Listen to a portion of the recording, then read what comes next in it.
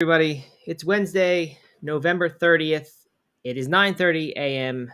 in the Eastern time zone, which is good. I like this time better than the 8:15 Eastern time. Unfortunately, today soccer training allows for us to do this, so this is good, and I'm excited for this one. I'm also somewhat more relaxed than I've been. Not quite such the hurry that I've been in to get these last few up. So that's good. I think it'll be a good show today, and maybe we're getting in the rhythm for this new setup. There's Doug. The thing of the day is what? Just some sort of flow. I'm in the flow, man. In the hump day flow. Good. I'm glad somebody dances and all that on this because I certainly can't do that sort of stuff. Just do Yeah, that's okay. I'm happy to play the dancer part. Yeah, we need it. We definitely need it. Cool. Good. Well, anyway, how's it going? You have your first cup of coffee already, Doug, or is that long past? I've already had my first cup of coffee. I had a rough morning this morning. We had a rough morning with the kids. Been up since 5, but not for the reason I like to get up at 5, which is to go run. Up since 5 because a kid got us up at 5 and did that whole battle of like trying to sleep but not really sleep, and I should have just gotten out of bed and done something, and here I am feeling a little groggy. Before I had kids, I was so gung-ho on the like get up early stuff. Like it was one of my like lifelong pursuits, was sort of like the habit of waking up early so that you can have a morning routine and do this stuff. And then we had kids, and I remember like now and then I would kind of, you get out of things and then you come back to them. And I remember just being back into it, all excited, ready to go. And I would wake up at 5 or 5:30 on my own time, try to sneak quietly out of the room. And you get like a few steps down the hallway and then you hear this crying of a kid and you know that you woke them up. And then you're up with the kid at that hour instead of getting what you wanted in. And that's honestly the last I tried that. Then I just started saying, give up on that. And I haven't gone back since. So I don't know. Yeah. Better or worse. So this morning, this is my youngest. She just turned 2. I ended up just like bringing her into bed with me because we weren't ready to get up yet. And so brought her into bed with us and, hoping that we could kind of calm her down, let her get back to sleep. Just didn't happen. So then we all just like laid there, all 3 of us, me and Katie and Chloe, all just laid there kind of grumpy and frustrated that no one was getting any sleep. And it's like, oh man, we should have just all gotten up, gone for a walk, or gotten to see the sunrise or something. I don't know. But, yeah. Love that. Love when everybody's miserable together. Yeah, exactly. It's a lot of family traditions turn out everyone's miserable during it, and then you wonder why you're doing it. But we sort of rethought those after a little while and started saying, why are we doing this stuff? Let's do it the way we should. All right. Let's see. Steven's here. So are a lot of the regulars, which is good. My wife, Erin. Hello, Erin. I talked to her this morning. Actually, that was nice. I'm still in Germany, by the way. I'll keep reminding us of that so that people don't think this is the normal show, just a little bit off. But anyway, Steven's here. Wants to know if either of us use Spotify. The Unwrapped has just dropped for the year, and curious what would be on yours, top artist, top song. I have no idea what the Unwrapped is. I'm not a Spotify user. I did see an article today as I was doing research. Further proof that I do research. I saw something that Apple had dropped some sort of thing yesterday. It was like their big launch of something, maybe a new music addition to their platform. And apparently all anyone was talking about was Spotify's Unwrapped thing. And so Apple was disappointed that that's what happened. But no, I don't know anything about it. So Unwrapped basically just like does your highlights of your top listens, who you listen to the most, who you stream the most. And this year I noticed they do it. It looks like a festival bill, like for a music festival. So you're your top artist is up top, and they kind of get smaller as they go down. And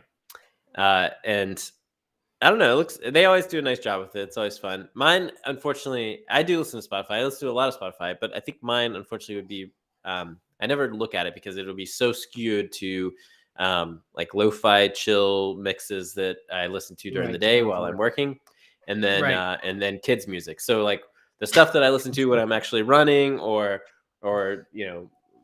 doing something like washing the dishes or whatever, that unfortunately does not really make it to the top because it's so few and far between compared to the like Encanto soundtrack and lo-fi chill. So that's kind of Yeah, I have similar problems with any kind of like suggestion algorithms on Netflix or YouTube or whatever. It just suggests kid stuff, and now that they're older, or some of they have their own accounts and some shared interests with me, so it's a little bit more correct. But for a long time, that was not usable for that same reason.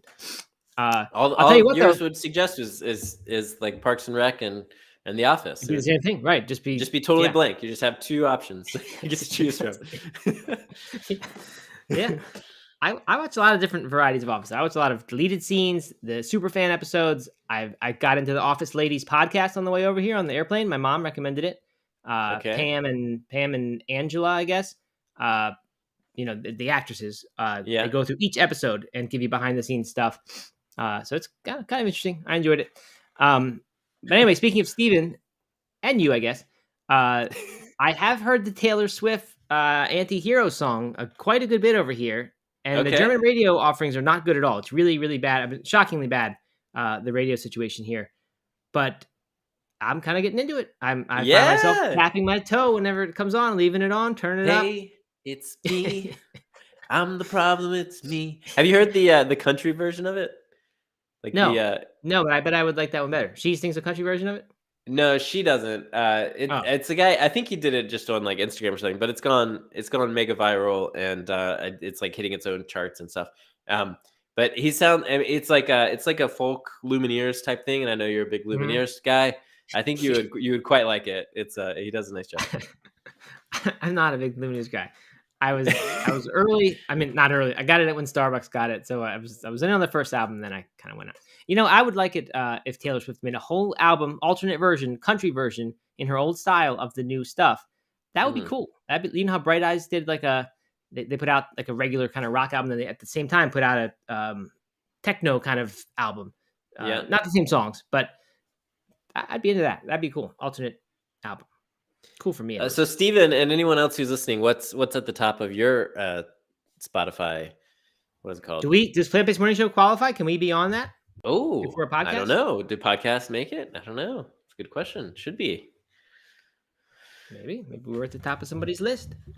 Hey, speaking of that, Rich Allen, fan of ours who listens and sends us messages every now and then, he sent us a note saying, Matt, make sure you publish the podcast while you're away, because I think maybe he sensed that I was not going to be doing that or forgetting to do that, because we did one of these on Monday and then I didn't get the podcast up until I forgot to do it yesterday morning, which was usually my plan. I just totally forgot and then did it yesterday night late.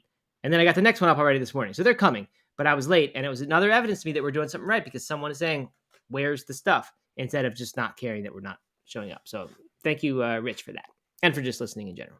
Yeah. We got people clamoring, just refreshing that podcast feed. Yeah. Where's the hit? Where's the episode? It's possible that they're doing that a little bit. I don't know who Frank Turner is. Steven says Frank Turner is the top artist. I don't even know who that is. Yeah, me neither. Non-Servium is his talk song. Okay, I don't know. Steven's different than us, though, Doug. He's a single guy. He's young. Lives in the Netherlands. He's not single. He's got a girlfriend. Yeah, no, but I mean, doesn't have kids, not married, doesn't have the responsibilities that come with our lives. It's true. I love how we're dissecting Steven's life on a live podcast here, but yeah. All right, well, let's get to the show. The U.S. beat Iran last night 1-0, and that was fun for everybody. A little bit dicey at the end, and Christian Pulisic ran into the goalkeeper pretty hard when he scored his goal. So that is still unknown when he will be back, if he will be back for the game against Netherlands, which is Steven's country. So our friendship with Steven is temporarily on hold. They'll play Saturday, right? Then we can be friends again. So that was really cool. I found a story today that on greenqueen.com, which is one of our sites that we like to use, that's the intersection of football and vegan. 5 vegan food favorites loved by World Cup football players, which is super cool. I have known for a while that there are a surprising number of plant-based athlete soccer players around the world. People who, some do it all the time, some do it only during the season, but they like the recovery benefits is largely the reason a lot of them do it. So anyway, this article, again, from Green Queen, mentions a handful of players that are known vegans or known near vegans who are not in the World Cup. Jermaine Defoe, Sergio Aguero, superstar, Chris Smalling, Fabian Delph. So anyway, those guys are vegan. They're not in the World Cup, though. But here's they give the favorite dishes, or the likely dish, I guess, of a lot of these famous players. So it's kind of a fun list. I'm not sure how many people here will know the soccer players, but I think most will. Well, many will know some.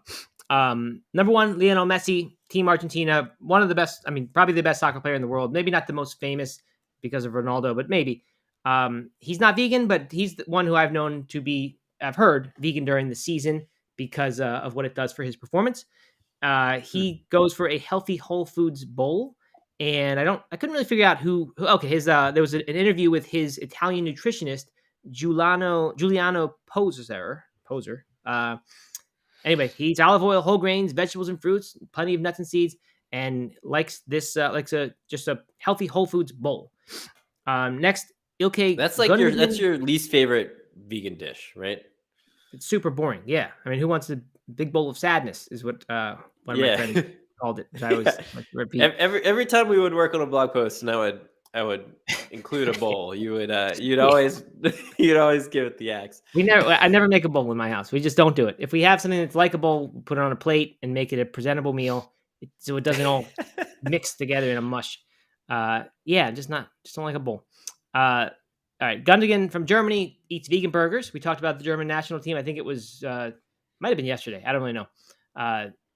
He loves a vegan burger. So his chef Johnny Marsh, who I think is who that article was about, he eats a burger with a real burger made with chickpeas, rice, and lentils. So kind of the kind that I got to Burger King the other day when I got the Veggie King, and I was disappointed that it wasn't what I wanted, the fake meat chicken.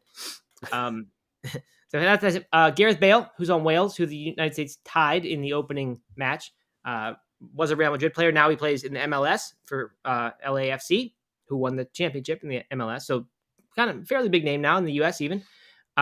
He accidentally vegan, eats beans on toast, which to me sounds like a perfect meal for a Welshman. I would imagine. That was my exact thought when I read this. I was like, there could be no more perfect meal for Team Wales. I mean, I don't know anything about Welshmen or Welsh culture at all. I don't either. It just feels like that's what they should eat. Yeah. If I was gonna design a meal out of the blue for some Welsh soccer players, it would be beans on toast.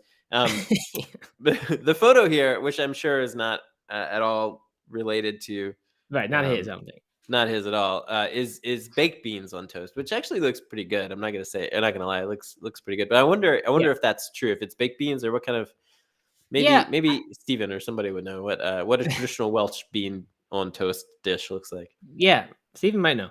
I wonder that too, because as good as beans are, healthy as they are, it wouldn't strike me as like a perfect pre-game meal, right? We know that Tom Brady eats the peanut butter and jelly sandwich, or maybe almond butter and jelly. So that's another kind of sandwich. But that has the jam on it, which is going to give you some sugars, and that's going to be pretty quickly get into your system. The beans are going to take several hours to really help you, other than filling you up. White bread, if that's what he eats it on, that'll somewhat faster. That will be of assistance. But I don't know. I just wanted this as sort of a fill you up, comforting thing. Maybe it worked one day, and he just has stuck with it ever since. But who knows? Not that it's a bad thing. Certainly, you could do way worse than that for your pregame meal. Mm-hmm. But it's just a surprising one to me for that reason. Well, baked beans have a lot of sugar in them, right? Well, yes. If it's baked beans, then you get some sugar in there, and that would actually be probably a good time to eat baked beans. Yeah. So I don't know. All right, Robert Lewandowski on Poland, who plays tonight, by the way, against I think they're playing Mexico, and should a lot at stake. He eats a millet and oat porridge. That sounds like a big bowl of sadness to me. Porridge. I mean, all three of those words to me are the non-starters. I'm just not eating that.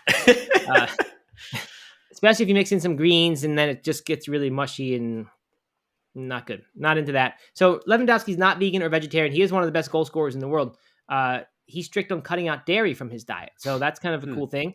And we hear a lot about players who go meatless, but I suspect it could be more universally agreed upon that cutting dairy out is better for your health, or is good for your health. So anyway, that's what he does. And then Hector Bellerin, who is a Spanish guy, eats a seitan stew. I referenced him the other day. I don't know if I said his name, but he's the one who, there was some controversy. He's gotten injured a bunch since he's been vegan, but he's been vegan for several years now. But he's been dealing with a lot of injuries, and he's actually missing this World Cup due to injury. So opens up to a lot of criticism. But he's like big time into being vegan. He's a veganuary advocate.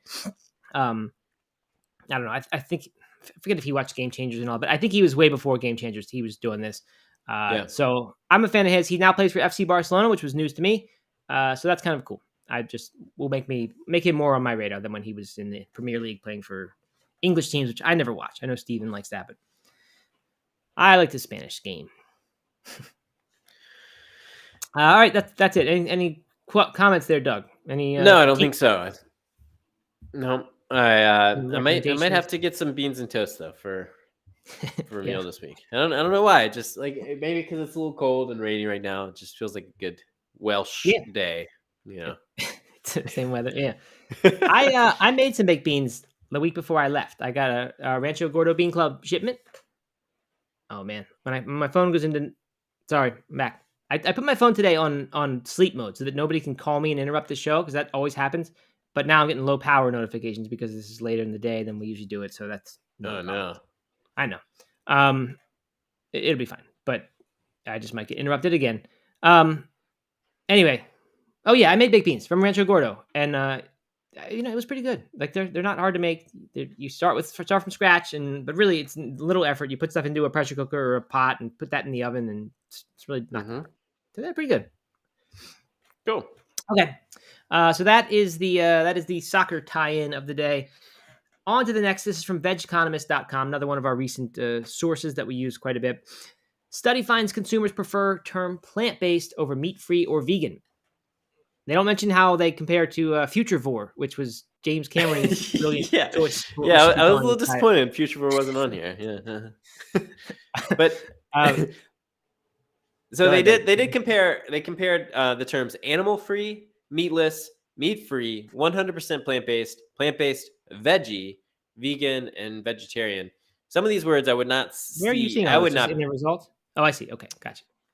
Some of these I would not fully understand what they were saying on packaging myself. Yeah, well, the first one of these reports, they ask which ones they like and what they'd be likely to choose. But then they do get into like who understands stuff, and you're right. That's they are a little confusing. I mean, to me, like plant-based, 100% plant-based, that means something. Plant-based in general, that's sort of a broad term that I don't even know what it means.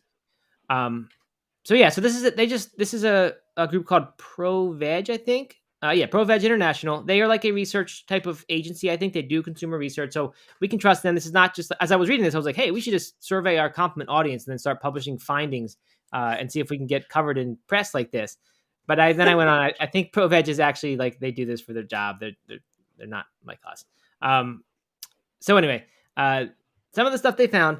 Consumers were most likely to choose a plant-based product with the label 100% plant-based, or veggie. By the way, we don't have any knowledge back on here about the consumers, like if they were talking about vegan consumers or just all consumers. Perhaps that is findable, but from this article we can't tell. So I don't know if it's the vegans like this better, but I think they're talking about all customers in general. And so they're likely to choose those. Meatless and vegan were the least preferred labels. So that's not shocking, and that makes me think we probably are talking about a mainstream audience here. You see vegan, it comes with ideology for a lot of people, and it just may seem like someone who's not them, does not match their identity. Whereas plant-based seems like you can try a plant-based product without feeling like you're suddenly a vegan. So I suspect that's why. What else is of note here, Doug? Anything? I thought veggie was kind of interesting because you don't see that very much. I mean, I guess you see like veggie nuggets or veggie chicken or something like that, but it's not like I get veggie burger, of course. I mean, I guess you do see veggie, but if you're looking for a label that says vegan or plant-based or something like that, then if it just said veggie, I wouldn't quite understand what that meant. Would that be vegetarian or would that be vegan? Yeah, usually I think my interpretation when I see veggie in the United States anyway is like that might not be vegan, and they're calling it veggie as a way to sort of get around it. I actually had confusion over the term veggie while I was here. The Veggie King, which I mentioned yesterday, I talked to a German woman who we were with and I said, "What is that?" Figuring she would know, and she looked at it a little bit. She said, "Not vegan," but it's on the plant-based list, and I thought that I know more about Burger King than she does, and I know that's their vegan menu. So I did some more research and determined it was vegan. We asked the worker, so even she was confused. She thought veggie meant maybe not vegan. So yeah, I do see it more often over here, and in these studies and things which we always look at, or products they're releasing, we do see it. I think used in Europe more often. I think people are using it just like a low key name for vegan. just a little more cash. But I don't know, confusing. And then they get into this second part of a survey they did, I guess, maybe they did it in The 2021. second survey. Yeah. And this one was a little more interesting to me. This actually compares plant-based and vegan. They said most respondents, this is 69% in the UK and 61% in the US, which I don't even know if you can call that most. That's the majority for sure. Sometimes when I think of most, I think most means like almost all of them. But anyway, that many understood, chose the 70% correct. feels like most to me. 69% feels like most. 61, yeah, but 61 borderline, Yeah. borderline not. They chose the correct definition. So I guess there was a multiple choice here if you can guess what vegan means or know what vegan means. So they got correct. They knew it did not contain meat, dairy, or eggs. That means 40% of US people don't know what vegan is exactly. Yeah, that's not good. No, it's not good. It's not that surprising because I do get asked that a lot of people. And people say, "What is that?" And they think it means gluten-free or whatever. So and then half the consumers surveyed understood the term plant-based correctly. But I don't even know what correctly is. Like I said, I mean, Right. if it's 100% plant-based, I know what that means. But what is correct about plant-based? I don't know what ProVeg decided was the correct answer. Because to me, it really just means kind of focusing on plants, but not necessarily 100% vegan. Although that's what it means about a diet to me. A vegan diet to me is 100%. A plant-based diet is more plants than a plant-forward diet, but it still might include meat now and then. So for someone who's just plant-based, it sounds like they're eating for health, and if they have meat now and then, it doesn't bother them. But when you talk about a food, is that food plant-based or is that dish plant-based? I usually think that means the same as vegan. Like that means it's all the way. Right. So maybe they're kind of speaking in that context. And in that case, we understand what the correct answer is. But 17% in the UK and 26% in the US needed clarification about whether plant-based food products contain dairy and eggs. So that's, reasonable thing to be confused about. I would be as well. So the numbers don't quite make sense here. If half of them understood the term plant-based correctly, but only 17% needed clarification. Well, about that specific thing. About that. Okay. Dairy or eggs. Yeah. So who knows what else? And the same went for vegetarian, I guess. And that's true. When you hear vegetarian, you don't know if that means they eat dairy or eggs because, and some people say that a strict vegetarian is basically vegan, whereas a lacto-ovo vegetarian still eats those things. So anyway, terminology. And the last thing, just because it ties into what we've talked about some. If I can find it. I'm not finding it all of a sudden, but there was basically the idea that like these terms did not confuse people as far as like they understood when they saw these things that it's not like a meat. If it says veggie nuggets, they don't think nugget that equals chicken, therefore I'm buying chicken. And that's been the subject of some laws and some controversy, especially in Europe. But I think in general they're not confused by meaty terms such as nugget, and that's what we've seen from other studies as well, and what seems to be part of. Mostly is they're basing these rulings on. So interesting. I was surprised. Basically, I thought that would lead to more consumer confusion, but it seems like it's not. So it sounds like we will likely see more things labeled, labeled steak, labeled sausage, whatever, even though they're vegan products. According to this, it's 96.4% of consumers told ProVeg that they were not confused by plant-based alternatives to chicken being labeled as nuggets. Yeah, and that's really to me what matters the most when we talk about these things. And if people aren't confused, then I think we can name our stuff that. So, all right, Matt, I've been thinking about this because yesterday, one of the articles we read, I think in the Mirror, the first line, I was poking fun of it. The first line said 60% of people in the UK have purchased a plant-based food in the last year or something along those lines. Right. And I was poking fun of the fact that that only 60% of people have purchased a plant-based food when really any sort of vegetable, any sort of fruit, any sort of bread, for the most part, that's not entirely true, but lots of things are plant-based, right?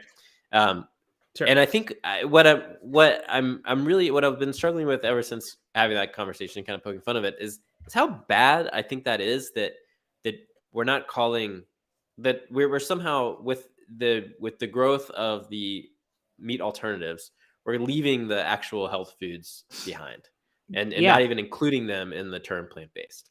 And of course they are plant-based and everybody knows that, they're fruits and vegetables, but like if we're referring to this category of food as plant-based food instead of meat alternatives or something like that, Mm-hmm. then we're really losing what this diet is all about, and that is a little bit troubling to me. Yeah, that is a great point, and one that I have not really put together like that. So when you tell someone, I mean, we definitely see that trend is like when we see these articles talking about the industry and talking about people buying plant based foods or how the plant based sector is doing, it's about the fake meats or the fake cheeses. Right. They're talking about those foods. That's the name of the sector. So yeah, it'll be interesting if that terminology. I don't know if mainstream people are of the same thinking or if it's we just see it in these types of articles, but yeah, if people think a plant-based diet means a diet centered around that stuff, which would be pretty easy to conclude that, Yeah. uh, that's a problem. Like that's not good at all, and not that different from the argument, that these things are going to one day make a vegan diet not seem so healthy because they'll be making Yeah. vegans Right. less Exactly. healthy. Yeah, very good point. So I don't know. That is troubling. We'll have to keep an eye on that. We'll have to. And when we talk about plant-based foods, we need to make sure we're talking about vegetables too. You're right. But we need Whole to cover food more things. So, which brings us to our next article. What's the verdict? Is plant-based Yeah. meat healthy or not? So maybe we need to have more talks about bananas and beans and nuts and things. Yeah. What's the verdict? Bananas healthy or not? What do you think? True or false? Bananas are healthy. There's no need for discussion in this. We know. That's why this is what we talk about because it's controversial. Yeah. Unless you're the half of the internet that believes fruit is bad, which is a lot of them. So yeah, we could become even one of those. a lot of vegetarians and vegans Right. are anti-fruit. Yeah. So we'll just be quick with this one because unfortunately, I like Green Queen a lot. They do a good job with their reporting. This one, we don't get the verdict here. We get what the Good Food Institute is putting out, but like it's just all pro plant meat spin.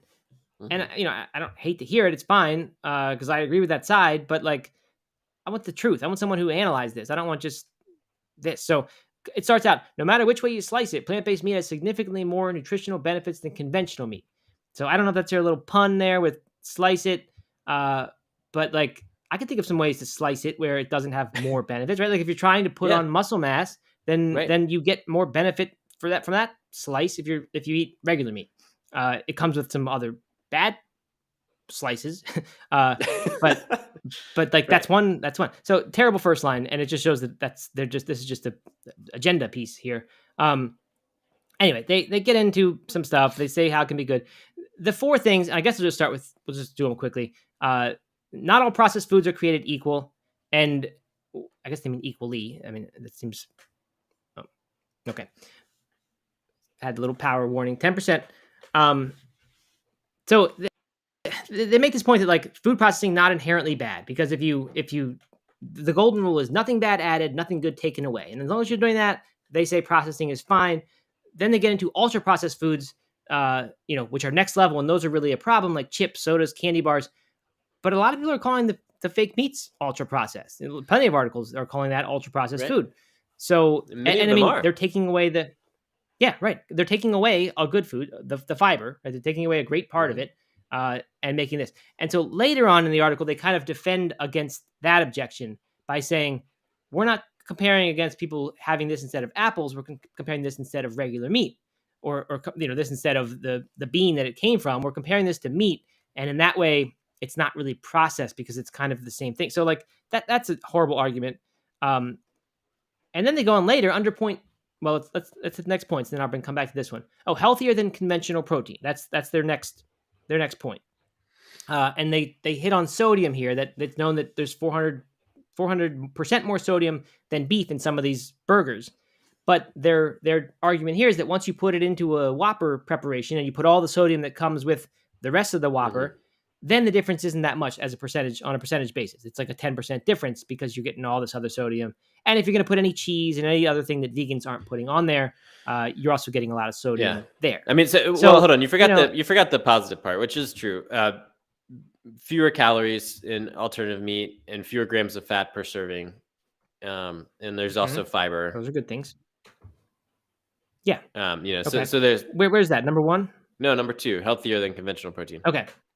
Okay, good. Yeah, I was just going to salt. Yeah. So they talked about some positive things, and then they bring up the sodium and how like an Impossible Burger or not Impossible, Beyond Burger, Impossible Burger has sodium already pre-added to it, whereas ground beef doesn't. But as you were saying, as you cook it, as you prepare it, then that kind of evens it out.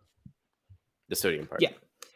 Right. And so I'm not saying that there's not a lot of benefits, right? There are plenty of benefits of these plant meats over regular meats. I'm just not quite convinced that it's as universal as they make it seem. So here in this number 2, they say this line that I just said: plant-based meat is not here to replace apples or kale. So when we compare it, we should compare it to meat, not to compare it to the original vegetable.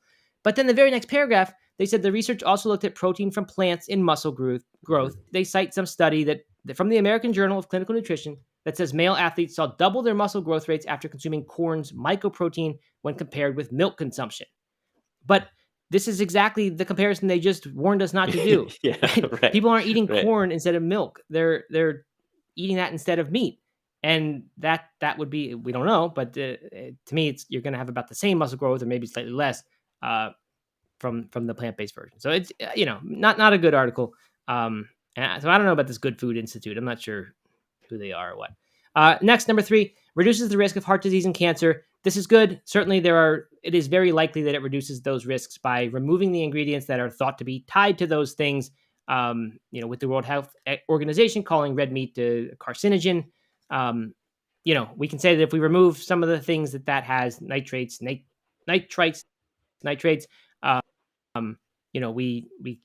make something, and there's still unknowns. We don't really know for sure what we're going to find out down the road, right? We remove some things, but does that definitively mean this is now safer, or did we somehow introduce other things? We don't know. I don't know. And then finally, 4, I didn't know this one, reduces the spread of antibiotic resistant bacteria. So I have never heard anything like this before. But the idea, I guess, is that with so many cattle and so many animals and so much antibiotics being used on them, we actually are making the bacteria stronger. And so if we don't have to deal with that, I have no idea how it works, but interesting point. Yeah. Interesting point. Yeah, I don't know. It just is. This was not the definitive guide to, or the definitive verdict on whether plant-based meat is healthy or not. But it makes some interesting points. Yeah, exactly. Mm-hmm. Okay, so that's all we had today. Seems like it was the right amount of stuff for today, which is good because I'm out of time. We'll be back tomorrow. It'll be probably more like the early time tomorrow, but I'm not totally sure. Right? Okay. Actually, they did tell me. I think the 8:15 is what we're going to need to do tomorrow. Yeah. So tune in early. I'll be sipping my first cup of coffee. Matt will be post Burger King lunch and ready for his nap. So if there isn't a moment tomorrow when it's me, you, and my mom on here and nobody else, like happened yesterday, then I'll say it's a win. So come to it early. Jody Shuck asked if we post the times. We're not, because they're super inconsistent this week. But you fly back on Monday, and so next week, Tuesday and beyond, we'll be back to our normal 11 a.m. Eastern time every day. Yes. Yeah, the times, they keep changing, so I can't count on anything. But Jody, you said you missed it every day. They all are in the podcast. So you go to the podcast. I think I got Tuesdays up there already. Yeah, I did. So we're not that far behind. Just listen to the podcast. You'll get all of them. Yeah. While you're there, give us a like. Or give us don't give us a like. While you're there, give us a review. Yeah, and, rating, subscribe. review. Yep, definitely do that. All right, that's it. Any plugs today, Doug? Any products? Any last final calls for compliment stuff, or is that all done? That's all done. Thanks everybody who did support. Missed compliment. Yeah, but you missed your chance. You blew it. Yes. And the whole health experience. Yes, I think you were on yesterday. She says, "Was I on yesterday?" I think you've been here almost all the time. So thank you. Yeah, it was only the first minute that it was me and my mom and Doug, because that's when I panicked and said, "I'm retire from this job." Yeah. All right. Anyway, yeah, it'll be nice to be back on schedule next Tuesday. Right. All right. On. Thank you for joining us. Those who do, showing up at these odd times, I appreciate it. And we'll talk to you tomorrow. See ya.